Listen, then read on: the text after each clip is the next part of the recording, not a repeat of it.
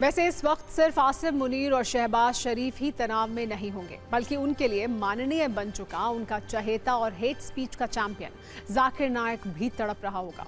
बस उसके लिए दर्द की ये लहरें पाकिस्तान से नहीं बांग्लादेश से उठी हैं, जहां जाकिर नाइक के बड़े बड़े पोस्टर छप गए थे, इश्तेहार बंट गए थे, मोहम्मद यूनुस खुद रेड कार्पेट बिछाने के लिए तैयार थे।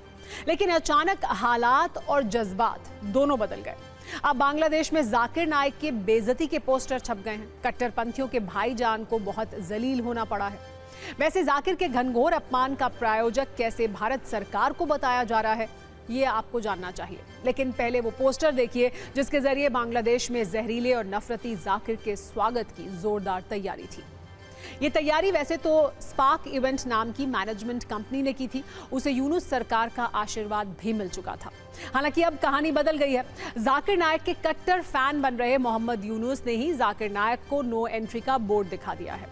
जाकिर नाइक वो शख्स हैं जिसके शब्दकोश में जहरीली तकरीरों का संकलन है, जिसके नाम के आगे भारत में पुलिस की क्राइम फाइल में बोल्ड और कैपिटल लेटर में मोस्ट वांटेड और भगोड़ा लिखा है, जिसे हेट स्पीच और ब्रेन वॉश का उस्ताद कहा जाता है।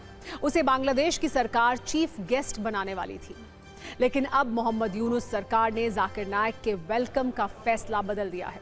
वैसे माना जा रहा है कि जाकिर पर बांग्लादेशी सत्ता का ये हृदय परिवर्तन भारत के दबाव की वजह से हुआ है, जिसके बाद कल वहां गृह मंत्रालय ने लॉ एंड ऑर्डर कमेटी की एक बैठक बुलाई और यह तय किया गया कि जाकिर नाइक को बांग्लादेश में एंट्री नहीं दी जाएगी। दरअसल कुछ दिन पहले ही भारत ने मोस्ट वांटेड जाकिर नाइक के दौरे का विरोध किया था, जब यह बात सामने आई थी कि बांग्लादेश जाकिर नाइक को माननीय और मेहमान बनाने वाली है। तब भारत के विदेश मंत्रालय की ओर से कहा गया था वो शायद बांग्लादेश सरकार को चुभ गया। भारत ने कहा था हमें उम्मीद है जाकिर जहां जाएगा वहां की सरकार उसके खिलाफ कार्रवाई करेगी। There are reports that Zakir Naik will be in Bangladesh next month. Is there any proposal to request the Bangladesh government if they can hand him over to the Indian government? On Zakir Naik being invited, well, he's a fugitive. He's wanted in India. So we expect that wherever he goes, those people will take due action against him and meet our security concerns. अब बांग्लादेश की news agency में जो report छापी गई है उसमें बताया गया है कि जाकिर नाइक बांग्लादेश आता तो उससे मिलने के लिए भारी भीड़ आ सकती थी। उसे भीड़ को कंट्रोल करने के इंतजाम इतनी जल्दी नहीं हो सकते थे, इसीलिए दौरे को अनुमति नहीं दे सकते। लेकिन कूटनीति के विशेषज्ञ इन दलीलों को बहाना बता रहे हैं और ये कह रहे हैं कि इसमें भारत का प्रेशर ज्यादा है। वैसे मोहम्मद यूनुस जिस भगोड़े जाकिर नाइक का ग्रैंड वेलकम करने वाले थे, उसके भाषण तक बांग्लादेश में बैन रहे हैं। बांग्लादेश में भारत के दुश्मन जाकिर नाइक के पीस टीवी पर बैन लगाया गया था। यह प्रतिबंध 2016 में शेख हसीना की सरकार के दौरान लगा था, क्योंकि तब जाकिर नाइक का नाम ढाका में होली आर्टिजन बेकरी में हुए आतंकी हमले में आया था।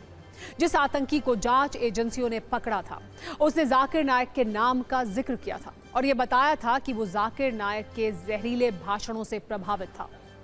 इसके बावजूद मोहम्मद यूनुस जाकिर नाइक को बांग्लादेश का सरकारी मेहमान बनाने के लिए तड़प रहे थे।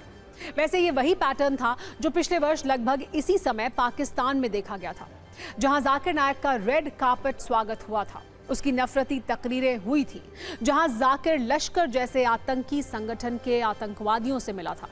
अब इसका रिपीट टेलीकास्ट बांग्लादेश में होने वाला था, जहां जाकिर सरेआम हेट स्पीच का लाउड स्पीकर बजाता और जमाते इस्लामी के कट्टरपंथियों के गले मिलता।